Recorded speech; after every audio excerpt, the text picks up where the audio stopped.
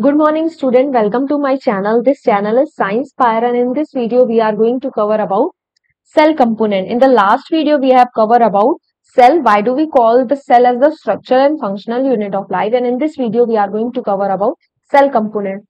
What is cell component? Cell components क्या होते हैं? सेल के वो सारे पार्ट जिससे भी क्या होता है, कोई सेल बनी होती है, उसी को हम लोग क्या बोल देते हैं?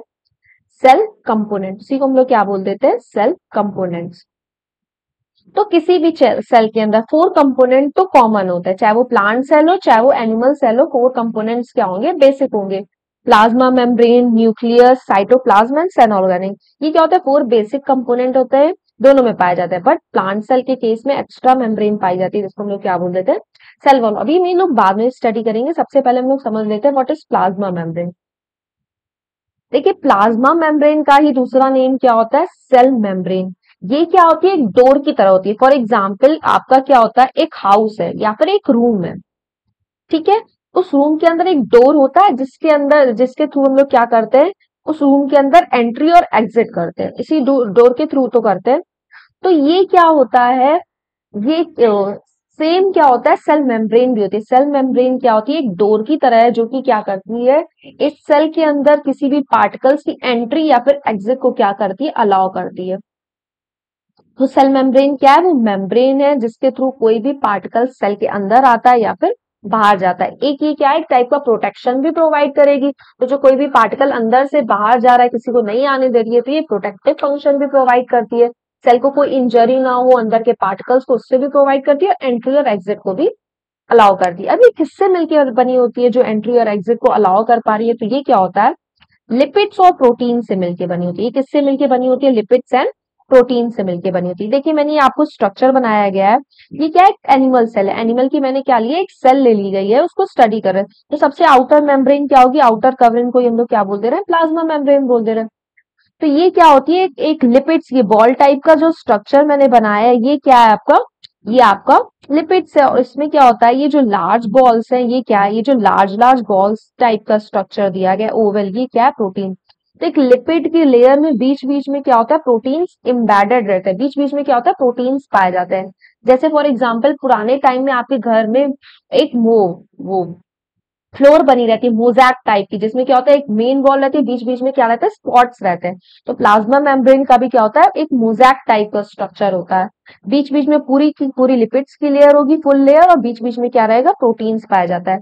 इसीलिए प्लाज्मा मेम्ब्रेन के स्ट्रक्चर को हम लोग फ्लूइड मोजैक मॉडल भी बोल देते हैं, फ्लूइड मोजैक भी बोल देते हैं. तो क्या होता है? पूरी पूरी लिपिड्स की लेयर रहेगी, बीच बीच में क्या रहेगा? प्रोटीन्स की लेयर पाई जाएगी. अब देखिए, मैंने आपको बताया सेल मेम्ब्रेन क्या करती है? किसी भी पार्टिकल्स की एंट्री या फिर एग्जिट को अलाउ कर रही है. तो आप लोगों को ये पढ़ना बहुत इंपॉर्टेंट है कि ट्रांसपोर्ट ऑफ सब्सटेंस, कैसे किसी भी सब्सटेंस का ट्रांसपोर्ट होता है प्लाज्मा मेम्ब्रेन के अंदर या फिर आउटसाइड.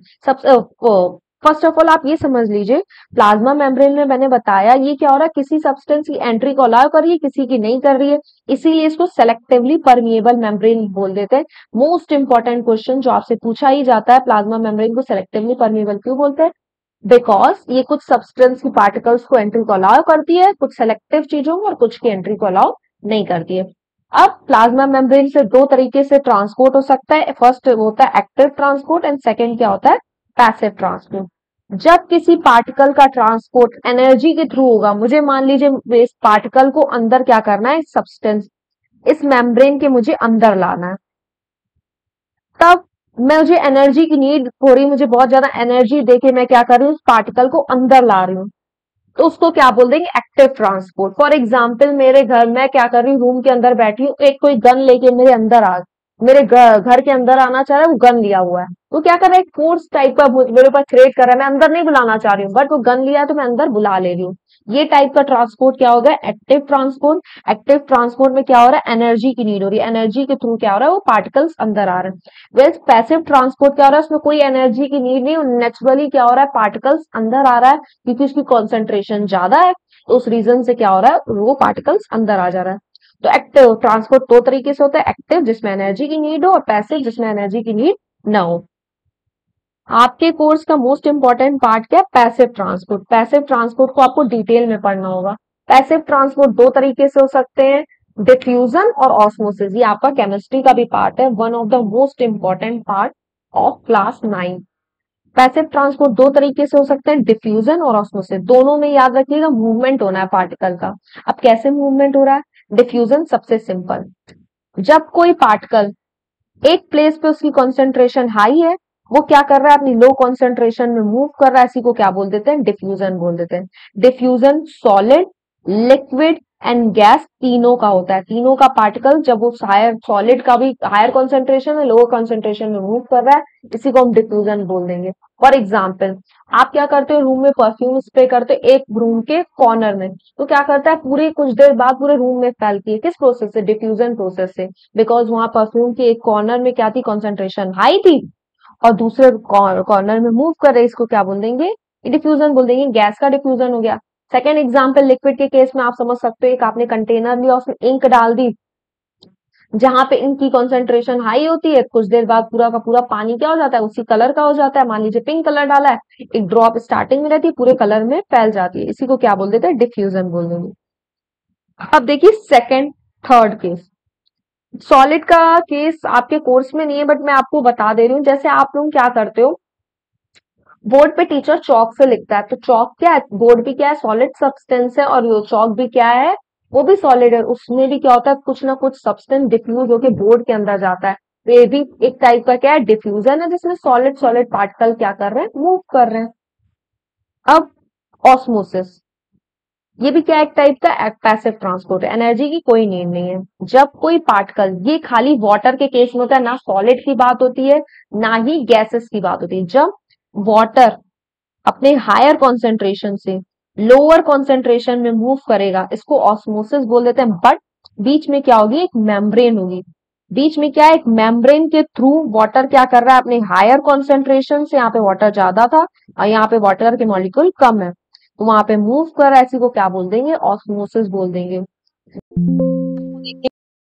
वो रूट्स में जो पानी ट्रांसपोर्ट होता है किसी भी प्लांट्स के अंदर, सॉइल में क्या होता है, वाटर की कॉन्सेंट्रेशन हाई होती है और प्लांट्स के अंदर कॉन्सेंट्रेशन कम होती है, और बीच में क्या होता है, बीच में प्लांट्स की क्या रहती है, रूट्स रहती है। सपोज ये क्या है, एक प्लांट है, प्लांट्स की ये रूट है। अब क्या हो रहा है, यहाँ पे वाटर बहुत ज्यादा है। अब क्या कर रहा है, वाटर यहाँ एटमोस्फेयर से अब क्या कर रहा है, रूट से पूरे प्लांट में चला जा रहा है। बीच में क्या है, एक मेम्ब्रेन ही तो है, बीच में मेम्ब्रेन के थ्रू क्या कर रहा है, वाटर मूव कर रहा है, इसको हम लोग क्या बोल देंगे, ऑस्मोसिस। दोनों में डिफरेंस क्या हुआ, डिफ्यूजन में क्या हुआ, पार्टिकल्स मूव कर रहे हैं तीनों टाइप के, चाहे वो सॉलिड हो, लिक्विड हो, गैस हो, तीनों का मूवमेंट हो रहा है हायर कॉन्सेंट्रेशन से लोअर कॉन्सेंट्रेशन, उसको क्या बोल देंगे, डिफ्यूजन।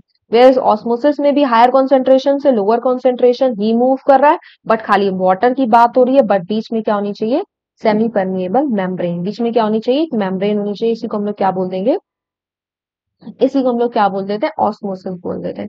अब देखिए ऑस्मोसिस भी किसी भी प्लांट में टू टाइप्स के होते हैं। ऑस्मोसिस क्या है, किसी भी प्लांट में टू टाइप्स के होते हैं, एक्सोऑस्मोसिस एंड एंडोऑस्मोसिस। इंपॉर्टेंट टॉपिक, एकदम कॉन्सेंट्रेट हो जाइए, मैं एकदम डिटेल में समझा रही हूँ, चुटकियों में आपको याद हो जाएगा ये टॉपिक। देखिए मैंने क्या किया है, तीन कंटेनर लिए, फर्स्ट सेकेंड एंड थर्ड, मैंने तीन कंटेनर लिए, फर्स्ट सेकेंड एंड थर्ड, तीनों में मैंने क्या कर दिया, सेल डाल दिए। मैंने क्या किया, फर्स्ट केस में क्या किया, सेल फॉर एग्जांपल किशमिश जो आप खाते हो, अंगूर खाते हो, उसका ही केस कर समझ लेते हैं। मैंने क्या लिया है, किशमिश लिया है, और बाहर क्या रखा है, एक सॉल्यूशन रखा है, शुगर का मैंने सॉल्यूशन बना दिया है। शुगर का मैंने ऐसा सॉल्यूशन बनाया है जिसमें क्या है, जितना पानी अंदर है उतना ही पानी बाहर है, तो दोनों साइड से क्या होगा, याद रखिए वाटर का मूवमेंट अंदर से भी होगा और बाहर से भी हो रहा है वाटर का मूवमेंट, लेकिन दोनों तरफ वाटर की कॉन्सेंट्रेशन बराबर होने के रीजन से क्या है, जितना पानी अंदर जा रहा है उतना ही बाहर जा रहा है, तो उसमें कोई भी चेंज नहीं आएगा। स्वेल जैसे ही की पहली सेल थी वैसे ही सेल क्या होगा, अभी भी वैसा ही अंगूर रहेगा। अब मैंने क्या किया, कुछ देर बाद मैंने क्या किया, मैंने एक ऐसा कॉन्सेंट्रेशन ले लिया जिसमें क्या है, जिसमें क्या है कॉन्सेंट्रेशन। अब मैंने दूसरा एक कंटेनर लिया, अब मैंने क्या किया, उस कंटेनर में बहुत कम शुगर डाली है, वहां पे पानी बहुत ज्यादा है, और मेरे किशमिश के अंदर तो उतना ही कॉन्सेंट्रेशन रहेगी।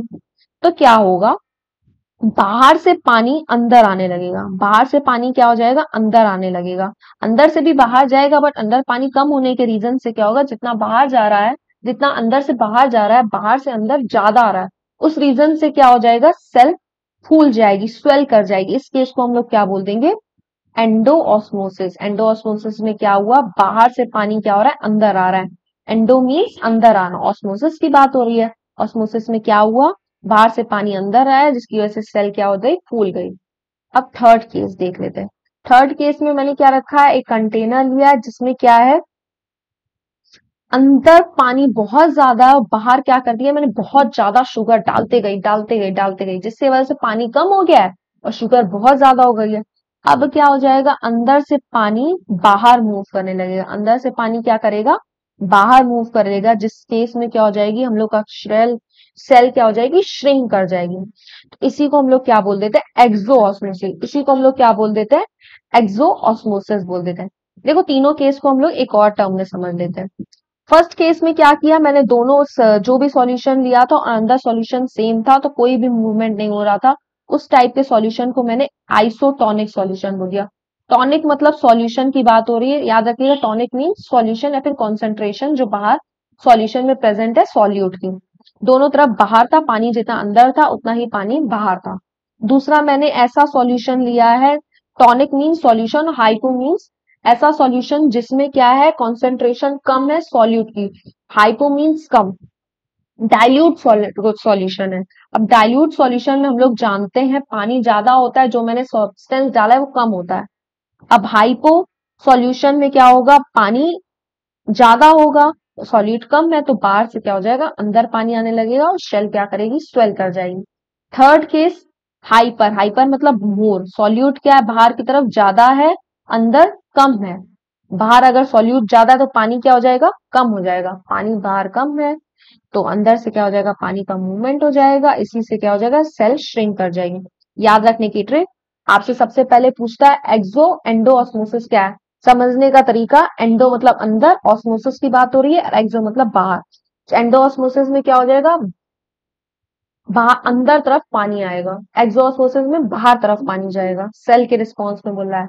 हाइपरटोनिक, हाइपोटोनिक, टॉनिक मतलब कॉन्सेंट्रेशन, सॉल्यूशन की बात हो रही है, सॉल्यूशन हमेशा बाहर रहेगा, अंदर वो सॉल्यूशन नहीं रहेगा, मतलब ऐसा सॉल्यूशन। हाइपो मतलब डाइल्यूट, कम होना, जब सॉल्यूट कम होगा तो ऐसा सॉल्यूशन जिसमें पानी ज्यादा है। हाइपर, हाइपर मतलब कोई भी चीज ज्यादा होना, गाढ़ा होना, तो ऐसा सॉल्यूशन है जिसमें क्या है, सॉल्यूट ज्यादा है तो अंदर से पानी क्या हो जाएगा, बाहर चला जाएगा। ये one of the most important topic है, I think your topic doubt is clear now. एक बार क्विक रिकैप ले रहे हैं, इस चैप्टर, इस वीडियो में हम लोग ने क्या समझा, सेल कंपोनेंट्स के बारे में समझा। सेल के बेसिक 5 कंपोनेंट्स होते हैं, 4 कॉमन होते हैं, एक 5 एडिशनल प्लांट सेल के केस में पाया जाता है। प्लाज्मा मेम्ब्रेन या फिर सेल मेम्ब्रेन के बारे में जाना, ये एक डोर की तरह है जो कि एंट्री और एग्जिट के अलाउ करती है किसी भी पार्टिकल को, और ये प्रोटेक्शन भी प्रोवाइड करती है, ऑफ कोर्स एक आउटर कवरिंग है। तो ये किससे बनी होती है, लिपिड्स एंड प्रोटीन, बहुत इंपॉर्टेंट टॉपिक है। प्लाज्मा मेम्ब्रेन का स्ट्रक्चर एक फ्लूइड मोज़ैक की तरह होता है। इसके बाद हम लोग ने जाना था किसी भी सेल के अंदर 2 टाइप से ट्रांसपोर्ट हो सकता है, active transport and passive transport. Active transport मतलब एनर्जी की requirement, passive transport no energy की requirement. Passive transport further 2 category का हो सकता है, डिफ्यूजन एंड ऑस्मोसिस, दोनों में मूवमेंट होगा पार्टिकल का बिना एनर्जी के नीड के। डिफ्यूजन में हायर कॉन्सेंट्रेशन से लोअर कॉन्सेंट्रेशन, दोनों में हायर कॉन्सेंट्रेशन से लोअर कॉन्सेंट्रेशन, बट डिफ्यूजन में दोनों तीनों की बात होगी, सॉलिड लिक्विड गैस, किसी भी मेम्ब्रेन की नीड नहीं होती है। ऑस्मोसिस हायर कॉन्सेंट्रेशन से लोअर कॉन्सेंट्रेशन, वाटर की बात हो रही है, बीच में मेम्ब्रेन रहेगी जो कि सेमी परमेबल मेम्ब्रेन होगी। ऑस्मोसिस 3 टाइप के हो सकता है, 2 टाइप से मेनली, एंडोऑस्मोसिस, एक्सोऑस्मोसिस। एंडो मतलब अंदर आना पानी, अंदर आएगा पानी तो सेल स्वेल कर जाएगी, और एक्सोऑस्मोसिस ऐसा केस जिसमें पानी अंदर से बाहर है। आप इधर पे ट्राई कर सकते हो, किशमिश ले लीजिएगा, किशमिश में क्या कर दिया, धीरे करके 3 सॉल्यूशन बना लेना, एक गाढ़ा सॉल्यूशन, एक हल्का और एक बराबर सॉल्यूशन। देखोगे आप तीनों केस में आपकी सेल अगर बहुत ज्यादा गाढ़ा होगा तो शेल आपका अंगूर बन जाएगा किशमिश से, और अगर पानी ज्यादा रहेगा बाहर तो अंगूर और स्वेल कर जाएगा। ये आपको आरबीसी का केस बताया गया। आरबीसी के केस में क्या होता है, सेल वॉल तो नहीं होती है, प्लाज्मा मेम्ब्रेन जब बहुत ज्यादा हाइपोटोनिक सॉल्यूशन में रख देते हैं तो फट जाती है, वेयर एज प्लांट सेल नहीं फट पाती क्योंकि इसमें एडिशनल प्रोटेक्टिव कवरिंग पाई जाती है सेल वॉल की। और नेक्स्ट वीडियो में पढ़ेंगे हम लोग कि सेल वॉल ऐसा क्या होता है जो कि प्रोटेक्शन प्रोवाइड करती है, और वो सेल नहीं कटती है। Okay, thanks for watching the video. I hope do you like the video. I will be continuous this time. Thanks for watching. Bye.